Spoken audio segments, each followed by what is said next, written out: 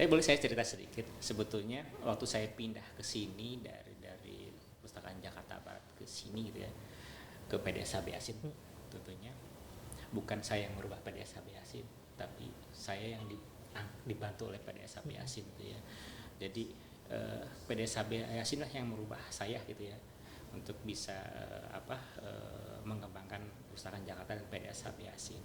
Kan dulu saya itu dari staf biasa ditempatkan di proyek strategis ya. Biasanya kan harusnya kan mungkin orang yang sudah punya pengalaman ya di bidang mungkin sudah punya kedudukan khusus, tapi saat itu saya dari staf biasa dimasukkan ke PDSHB saat itu menjadi kegiatan strategis daerahnya Pak Gubernur waktu itu. Jadi waktu itu Pak Gubernur punya beberapa kegiatan strategis daerah dan salah satunya adalah PDSHB Asin. Maka saya sering dipantau waktu itu kan oleh tim gubernur bahwa bagaimana perkembangan PDSHB Asin, terus planningnya seperti apa, seperti yang Ibu tanyakan tadi gitu ya. Jadi kami punya visi ke depan khusus untuk PDSHB Asin, ingin menjadikan PDS menjadi sebagai pusat sastra Indonesia. Jadi kami tidak berpuas diri dengan warisan tanda kutip dari Pak HB Asin. Koleksi-koleksi HB Asin kan cukup bernilai, mungkin tak ternilai ya.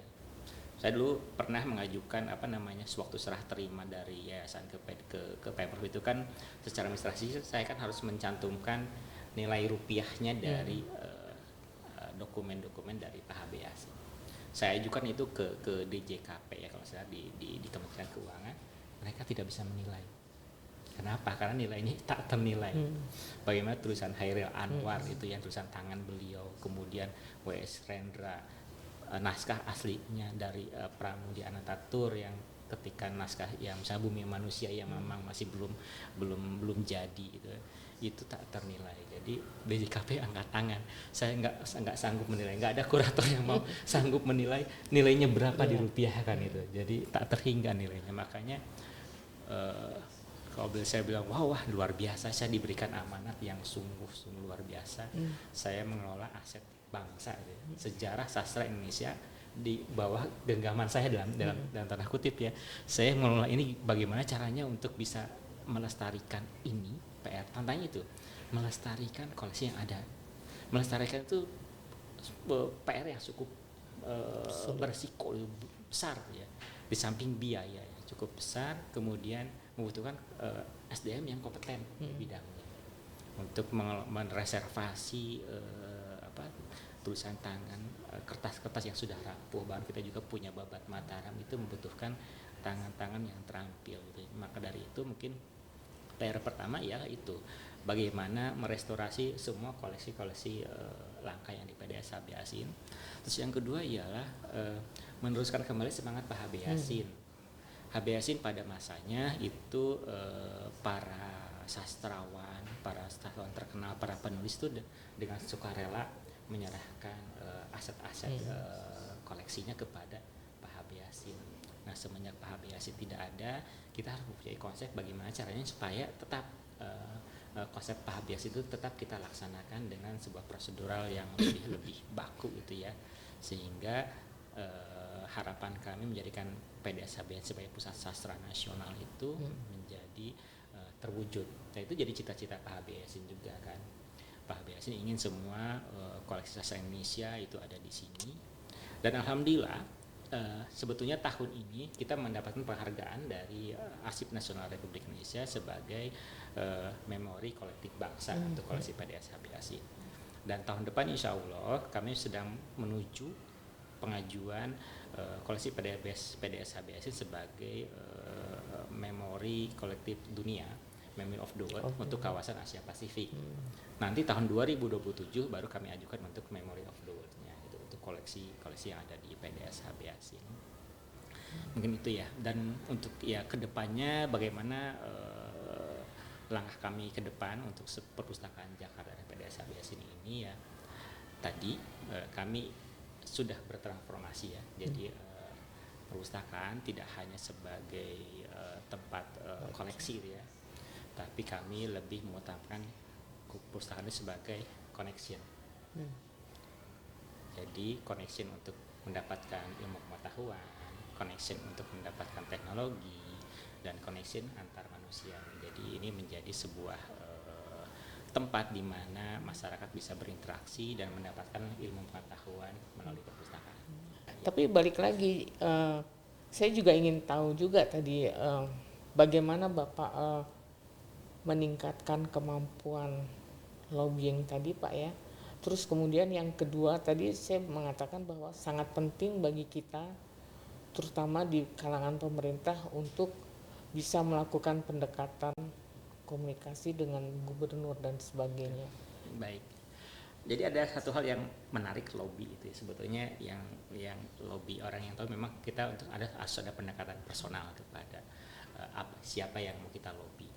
Dan biasanya saya ambil konsep lobby itu tidak langsung to the point kepada orangnya. Misalnya saya mau ke Pak Gubernur, saya akan ke orang sekitarnya dulu, ke yang terdekat. Jadi karena kita tahu seorang gubernur itu punya jadwal yang sangat padat ya, dan mungkin banyak sekali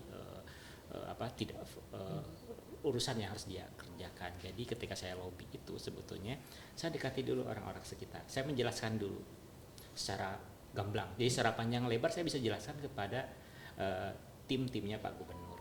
Dan karena memang kebetulan kita jadi salah satu prioritas Pak Gub, itu mungkin ada keuntungan yaitu ada keuntungan di positioningnya. Saya jadi perpustakaan saat itu menjadi salah satu prioritas ya. Jadi ketika saya menjelaskan kepada tim bahwa kami butuh ini, menjelaskannya lebih gampang karena mereka mendengarkan. Nah, dari timnya Pak Gub akan report ke Pak Gub gitu kan. Dan sebetulnya dalam konsep lobby itu simpel, sederhana. Ketika kita minta sesuatu kepada orang yang kita inginkan, Pak saya minta ke orang tua, saya minta uang buat apa, buat ini itu, saya tunjukkan dulu. Misalnya ketika saya minta kebutuhan untuk anggaran di sini ya, untuk operasional dan lain-lainnya.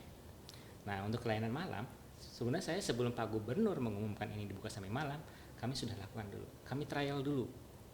Kami pada waktu itu trial sekitar 2 atau 3 minggu.